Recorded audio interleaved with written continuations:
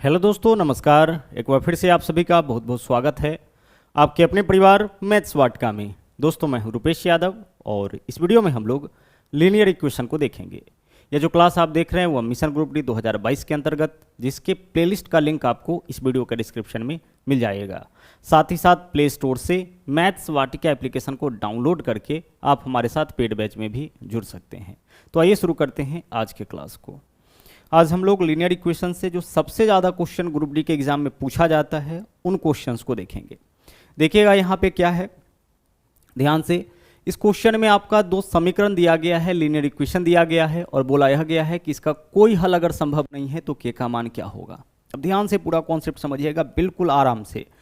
यह दोनों इक्वेशन हमने यहाँ पे लिखा है। पहले इन दोनों इक्वेशन को आप समझिए। यह दोनों जो इक्वेशन है आपका दो अलग अलग लाइन का इक्वेशन है, ठीक है।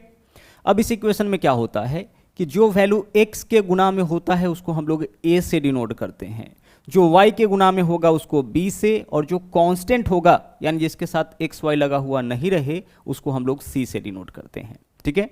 अब जब दो दो इक्वेशन है तो उस केस में क्या होगा कि जो पहला इक्वेशन होगा उसमें हम लोग 1 से और दूसरे इक्वेशन में हम लोग 2 से डिनोट करेंगे। जैसे यहाँ पे देखिएगा, पहले इक्वेशन में जो x के गुना में होगा उसको हम लोग a1 से डिनोट करेंगे, तो इस इक्वेशन में a1 का वैल्यू 14 हो जाएगा। जो y के गुना में होगा उसको हम लोग b1 से डिनोट करेंगे और जो कांस्टेंट होगा उसको हम लोग c1 से डिनोट करेंगे। उसी तरीके से दूसरे इक्वेशन में जो x के गुना में होगा उसको हम लोग a2 से डिनोट करेंगे, जो y के गुना में होगा उसको हम लोग b2 से डिनोट करेंगे और जो कांस्टेंट वैल्यू होगा उसको हम लोग c2 से डिनोट करेंगे। तो a1 का वैल्यू होगा 14, b1 का वैल्यू 8, c1 का वैल्यू 5। उसी तरीके से a2 का वैल्यू 21, b2 का वैल्यू माइनस का k हो जाएगा। जो y के गुना में होता है वही आपका b का वैल्यू होता है, और चूंकि दूसरा इक्वेशन है इस वजह से हम लोग यहाँ पे 2 लगाए हुए हैं। और c2 का वैल्यू क्या होगा, -7 होगा। तो यहां से आपने क्या समझा है कि a1, b1, c1, a2, b2, c2 आप कैसे निकाल सकते हैं, ठीक है। अगर दो इक्वेशन दे रखा हो और जब भी लीनियर इक्वेशन से क्वेश्चन आपका होगा तो दो इक्वेशन आपके सामने रहेगा ही। पहले इक्वेशन में जो x के गुना में होगा वह a1 का मान, जो y के गुना में होगा वह b1 का मान, और जो कांस्टेंट होगा वह आपका c1 का मान। उसी तरीके से दूसरे इक्वेशन में जो x के गुना में होगा वह आपका a2 का वैल्यू चिन्हों के साथ, जो y के गुना में होगा वह b2 का मान, और जो कांस्टेंट होगा वह आपका किसका होगा, c2 का मान हो जाएगा। अब इसी से हम लोग यह पता लगाते हैं कि इसमें जो सॉल्यूशन होगा वह कितना संभव है। और आज जो हम लोग यहाँ पे देखने वाले हैं वो नंबर ऑफ सॉल्यूशन ही देखने वाले हैं, इसी से हम लोग अंदाजा लगाते हैं, ठीक है। तो कुल मिला के 3 कंडीशन हम लोग को पढ़ना है, जिसमें से कंडीशन नंबर 1 देखिएगा क्या है। अगर a1 बट्टा a2 बराबर नहीं है b1 बट्टा b2 के, ठीक है। अगर हम कंपैरिजन करें a1 a2 और b1 b2 का, तो अगर a1 बट्टा a2 जो है वह b1 बट्टा b2 के बराबर नहीं है तो आगे हमें चेक करने की आवश्यकता नहीं है। और केवल इतना से ही हम लोग कह सकते हैं कि यह दोनों जो इक्वेशन है उसका केवल एक हल होगा। कितना हल होगा, वन सॉल्यूशन होगा, केवल एक हल होगा। इसको हिंदी में अद्वितीय हल भी या फिर यूनिक सॉल्यूशन भी बोला जाता है। एक का मतलब क्या होगा, यूनिक, तो इसको हम लोग यूनिक सॉल्यूशन भी बोलते हैं, या फिर हिंदी में क्या बोलते हैं, इसको अद्वितीय हल भी इसको बोला जाता है। तो अगर a1 बट्टा a2 बराबर नहीं है b1 बट्टा b2 के, उस केस में जो निकाय होगा उसका केवल एक हल होगा। आगे देखिए, अब कभी कभी क्या बोलता है कि एक हल होने का मतलब क्या है कि पहला जो इक्वेशन होगा वह भी आपका एक लाइन देगा, दूसरा इक्वेशन भी एक लाइन देगा, और यह दोनों लाइन किसी एक बिंदु पर एक दूसरे को प्रतिच्छेद करेगा, और जितना बार एक दूसरे को प्रतिच्छेद करता है उतना ही इसका सॉल्यूशन होता है। तो जब a1 बट्टा a2 बराबर नहीं होगा b1 बट्टा b2 के, तो दोनों लाइन जो है एक दूसरे को एक बिंदु पे ही क्रॉस करता है, जिसकी वजह से इसमें सॉल्यूशन का संख्या आपका क्या होगा, केवल एक। अच्छी तरह से और हम लोग समझेंगे, बिल्कुल भी टेंशन आप नहीं लीजिए। दूसरा देखिए क्या है, अगर a1 बट्टा a2, ठीक है, अगर a1 बट्टा a2 जो है वह बराबर है b1 बट्टा b2 के, और यह जो है यह आपका बराबर है c1 बट्टा c2 के। हमें किसका कंपैरिजन करना है, a1 a2 b1 b2 और c1 बट्टा c2। अगर a1 बट्टा a2 बराबर है b1 बट्टा b2 बराबर है c1 बट्टा c2, इस केस में जो निकाय होगा उसका अनंत हल होगा, यानी इसको हम लोग क्या बोलते हैं, इनफाइनाइट सॉल्यूशन। कितने हल होंगे, अनंत हल होंगे। अनंत हल कहने का मतलब क्या होगा, इनफाइनाइट सॉल्यूशन होगा। अच्छा, इनफाइनाइट सॉल्यूशन का मतलब क्या हुआ? इनफाइनाइट सॉल्यूशन का मतलब यह हो गया कि दोनों जो इक्वेशन है वह दो अलग अलग लाइन इस तरीके से देगा, एक लाइन ऐसे होगा और बिल्कुल इसी के ऊपर दूसरा लाइन आपका इस तरीके से जाएगा। दोनों लाइन एक दूसरे के ऊपर ही होगा तो यह एक दूसरे को कितना बार काटेगा? अनंत बार काटेगा। मतलब दोनों लाइन एक दूसरे के ऊपर क्या होगा? समपाती होगा। इसको क्या बोलेंगे हम लोग? दोनों लाइन एक दूसरे के ऊपर समपाती है, एक ही पंक्ति में है दोनों, ठीक है, समपाती है, इसको बोला जाएगा। ओके, तो जब a1 बट्टा a2 बराबर होगा b1 बट्टा b2 के, और जब बराबर होगा c1 बट्टा c2 के, अगर तीनों बराबर होगा तो जो इक्वेशन दो दिया जाएगा उसके हलों का संख्या अनंत होगा, यानी एक्स वाई का बहुत सारा मान आप वहां से निकाल सकते हैं। और एक कंडीशन और आप लोगों को यहाँ पे पढ़ना है, और आखिरी कंडीशन है वह क्या है कि अगर a1 बट्टा a2 जो है यह तो बराबर है b1 बट्टा b2 के, लेकिन यह जो है यह आपका C1 बट्टा C2 के बराबर नहीं हो, यह दोनों आपस में बराबर हो लेकिन यह C1 बट्टा C2 यानी C1 बट्टा C2 जो है ये दोनों में से किसी के भी बराबर ना हो, उस केस में जो निकाय होगा उसका कोई भी हल नहीं होगा। ठीक है, जो निकाय होगा उसका कोई हल नहीं होगा, यानी कि नो सॉल्यूशन, कोई हल नहीं होगा। कोई हल नहीं होने का मतलब क्या है? कोई हल नहीं होने का मतलब है कि दोनों लाइन इस तरीके से होगा कि एक दूसरे को कभी भी नहीं काटेगा, और दो लाइन एक दूसरे को कभी कब नहीं काटेगा? जब दोनों लाइन जो है वो आपका समानांतर होगा। ठीक है, समानांतर कहने का मतलब है कि दोनों लाइन के बीच का दूरी अगर समान होगा, कहने का मतलब दोनों इक्वेशन से दो लाइन आपका बनेगा और दोनों लाइन इस प्रकार से हो जाएगा कि कभी भी एक दूसरे को नहीं काटेगा। उस केस में जो निकाय होगा उसका आपका कोई भी हल नहीं होगा। तो इसी तीनों कंडीशन के ऊपर क्वेश्चंस आपसे पूछे जाते हैं, खासतौर से इन दोनों को आपको ध्यान रखना है। इन दोनों में क्या है गौर से देखिएगा, अनंत हल या कोई हल नहीं होगा। इन दोनों ही केस में क्या होगा? a1 बट्टा a2 बराबर b1 बट्टा b2 होगा। चाहे तो बोले अनंत हल या फिर बोले कोई हल नहीं है, इन दोनों ही केस में a1 बट्टा a2 बराबर b1 बट्टा b2 होगा।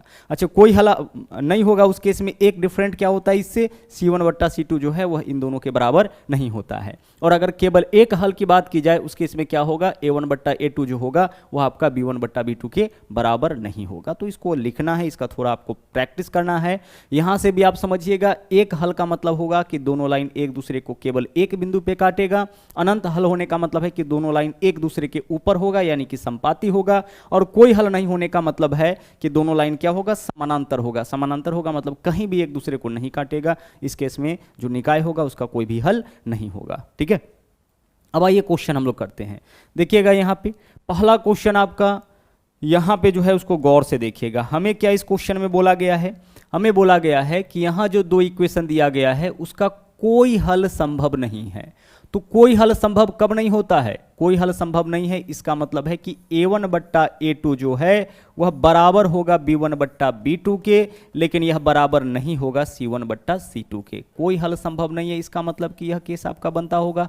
देख लीजिए यहाँ पे कोई हल नहीं कब होता है? जब a1 बट्टा a2 तो बराबर हो b1 बट्टा b2 के, लेकिन यह बराबर नहीं हो c1 बट्टा c2 के।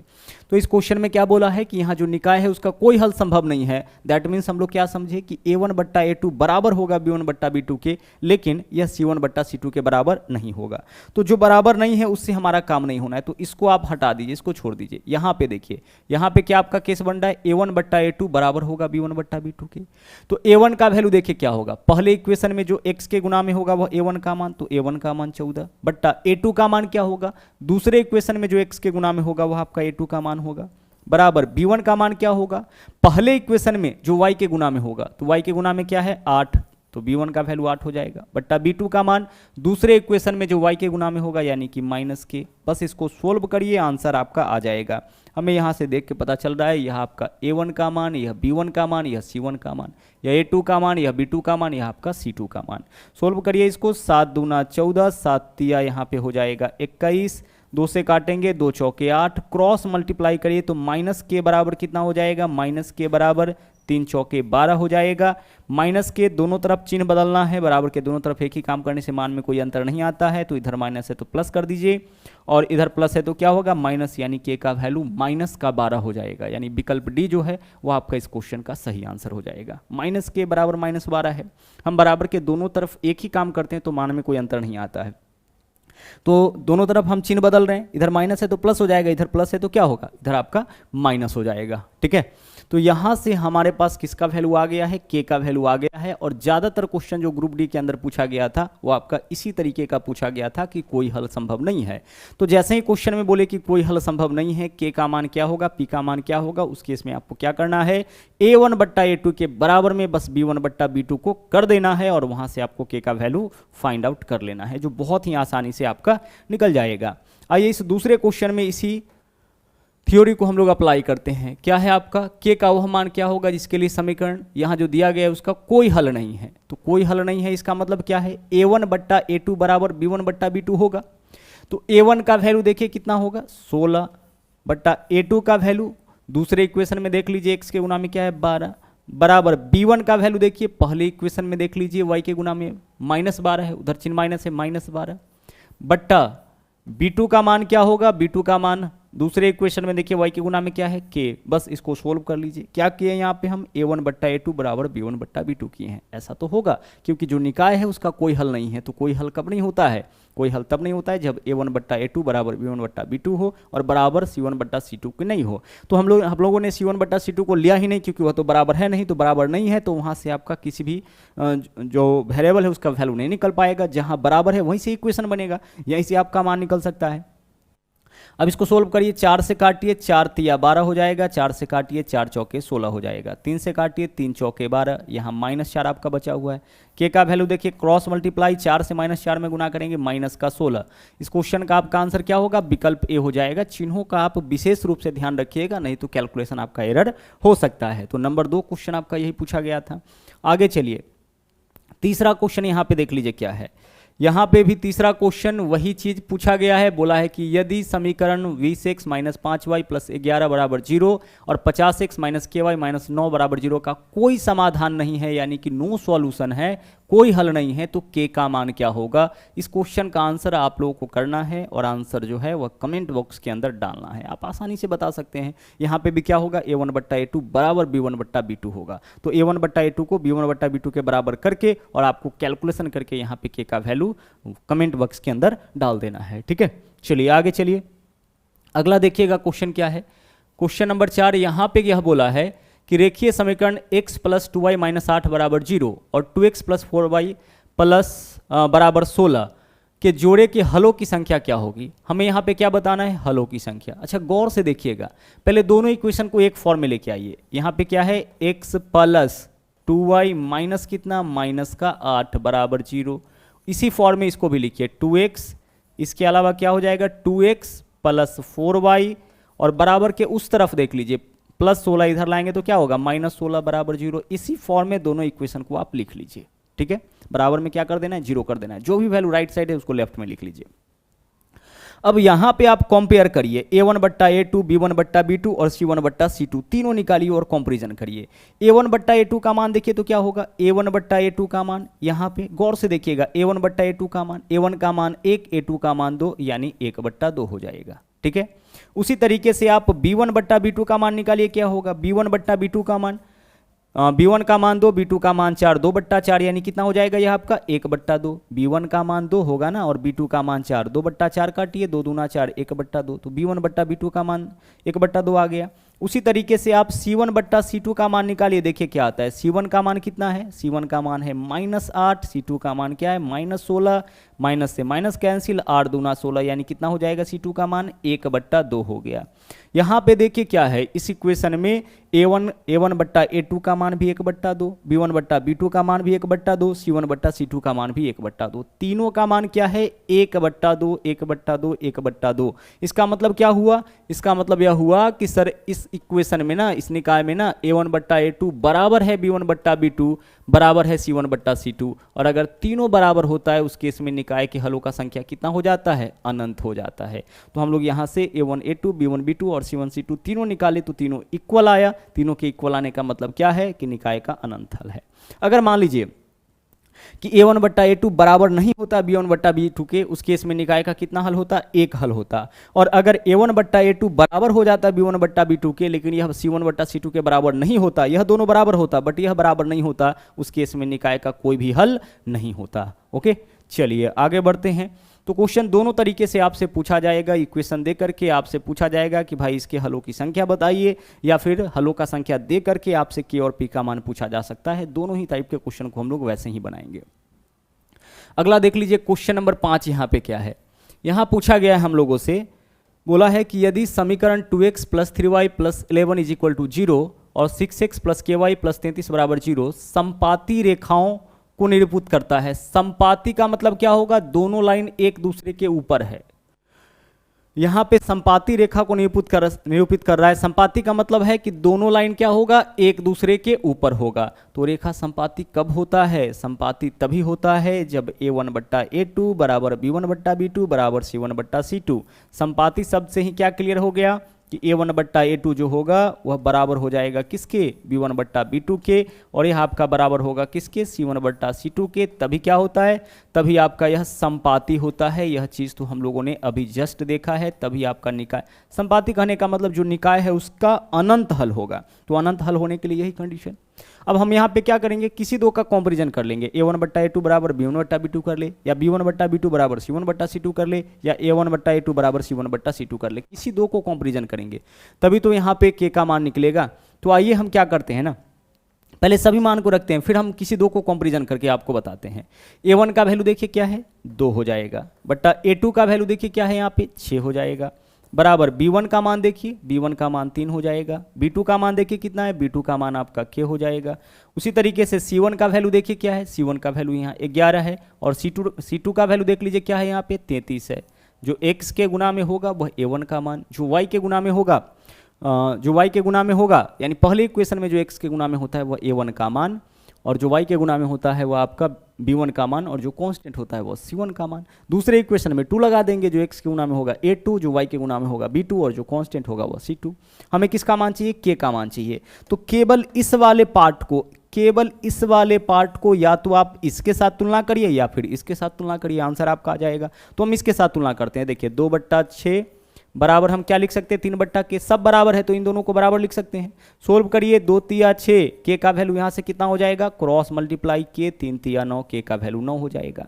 आप चाहे तो इस दोनों को कंपैरिजन कर लीजिए, सब बराबर है तो 3/k बराबर कितना हो जाएगा, 11/33, 11 तिया 33, क्रॉस मल्टीप्लाई करिए, k का वैल्यू कितना हो जाएगा आपका, k का वैल्यू 9 हो जाएगा। क्या हम इस दोनों को कंपैरिजन कर सकते हैं, तो हमें k का वैल्यू चाहिए तो एक तो k वाला हमें लेना पड़ेगा।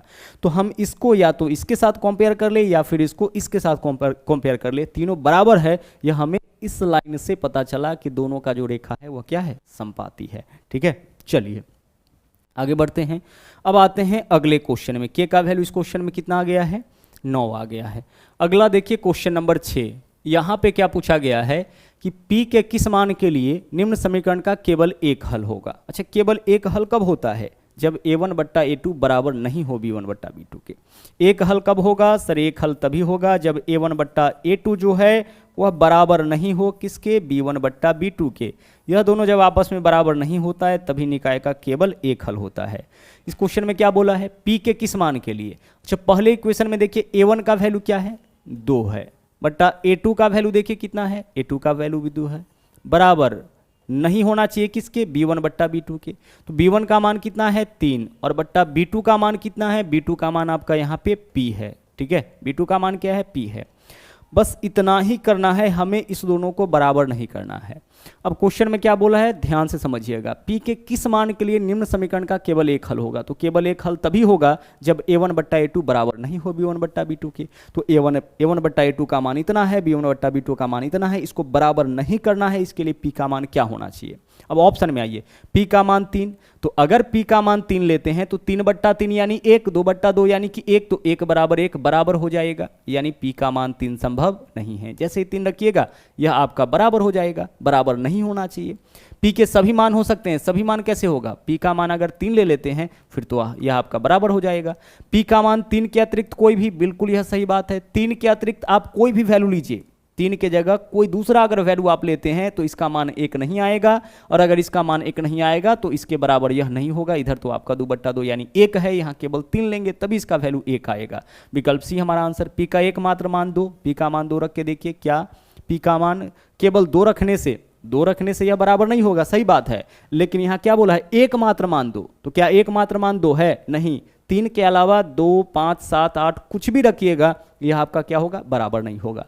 तो हमारा आंसर इस क्वेश्चन का क्या हो जाएगा, विकल्प सी हो जाएगा। ठीक है, चलिए, तो आई होप कि पूरा कॉन्सेप्ट आपको समझ में आया होगा। इतना ही टाइप का क्वेश्चन आपका लीनियर इक्वेशन से रिलेटेड ग्रुप डी के एग्जाम में पहले भी पूछा गया है और आगे भी पूछे जाने की संभावना है। तो यह था आज का आखिरी क्वेश्चन, आज के लिए इतना ही। और हाँ, अगर आप हमारे चैनल पर नए हैं तो इस चैनल को सब्सक्राइब जरूर करें, इसके अलावा लाइक और शेयर करते रहें। तो मिलते हैं अगले वीडियो में फिर से कुछ नए कॉन्सेप्ट के साथ।